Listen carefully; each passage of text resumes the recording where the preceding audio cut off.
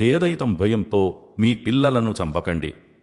ఒకవేళ ఏ తల్లిదండ్రులనైనా ఈ భయం వెంటాడటం మొదలుపెడితే మరో బిడ్డ పుడితే ఖర్చులు ఎలా నడుస్తాయి, ఇంటి భారాన్ని ఎలా మోయాలి, ఈ రోజు 2 పూటల భోజనం కూడా కష్టంగా దొరుకుతోంది, మరి రేపు ఈ బిడ్డ కడుపు ఎలా నింపాలి? ఇలాంటి పరిస్థితుల్లో ఖురాన్లో అల్లాహ్ ఏ మార్గాన్ని చూపించారో తెలుసుకోవాలంటే ఈ వీడియోను చివరి వరకు తప్పకుండా చూడండి. ఇలా సెలవిచ్చారు: దారిద్ర్య భయంతో మీరు మీ సంతానాన్ని చంపేయకండి. వారికి మీకు ఉపాధినిచ్చేది మేమే. ముమ్మాటికి వారి హత్య మహాపాతకం. అల్లాహ్ ఆదేశంలోని ఈ ఒక్క వాక్యాన్ని కాస్త ఆలోచించండి. వానికి మీకు ఉపాధిని ఇచ్చేది మేమే. మనిషికి తన జేబు కనిపిస్తుంది, కాని తన ప్రభువు యొక్క ఖజానా కనిపించదు.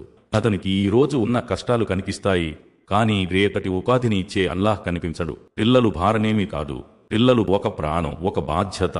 అతని ఉపాధి కూడా అతన్ని సృష్టించిన అదే అల్లాహ్ ఆధీనంలో ఉంది.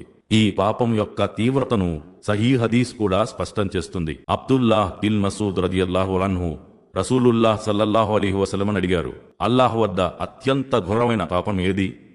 రసూలుల్లాహ్ సల్లల్లాహు అలైహి వసల్లం ఇలా సెలవిచ్చారు, అల్లాహ్ నిన్ను సృష్టించినప్పటికీ ఆయనకు భాగస్వామిని కల్పించడం. తర్వాత అడిగారు, ఆ తర్వాత ఏది? రసూలుల్లాహ్ సల్లల్లాహు అలైహి వసల్లం ఇలా సెలవిచ్చారు, నీతో కలిసి తింటాడనే భయంతో నీ పిల్లలని చంపడం. కేవలం ఇలా ఆలోచించడం, ఈరోజు ఆదాయం తక్కువగా ఉంది, మరో బిడ్డ పుడితే ఖర్చులు ఎలా నడుస్తాయి అనేది అల్లాహ్ పిల్లలకు కూడా తల్లిదండ్రులకు కూడా ఉపాధిని ఇస్తారు అనే ఖురాన్లోని నమ్మకానికి విరుద్ధంగా అవుతుంది. కానీ ఇక్కడ ఒక ప్రశ్న వస్తుంది, ఉపాధి అల్లాహ్ ఆధీనంలో ఉంటే ఉపాధిలో విస్తరణ ఎలా వస్తుంది?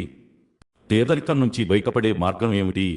ఖురాన్లో అల్లాహ్ దానికి కూడా మార్గాన్ని చూపించారు.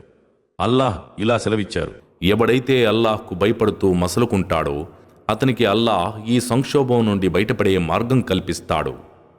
అతను ఊహించనైనా లేని చోటు నుండి అతనికి ఉపాధిని సమకూరుస్తాడు.